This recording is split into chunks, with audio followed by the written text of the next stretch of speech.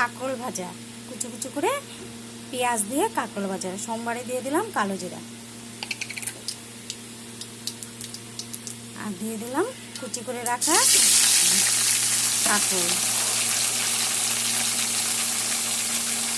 দিয়ে দিলাম হলুদ,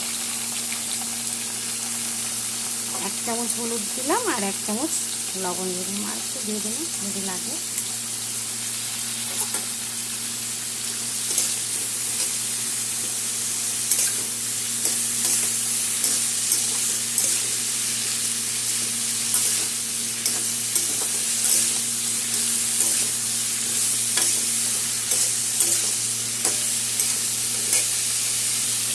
ভাত করাটা কাঁকরোলটা মোটামুটি ভাজা হয়ে গেছে। এখন একটা বড় সাইজের পেঁয়াজ কুচি করে রাখা এটা দিয়ে দিলাম।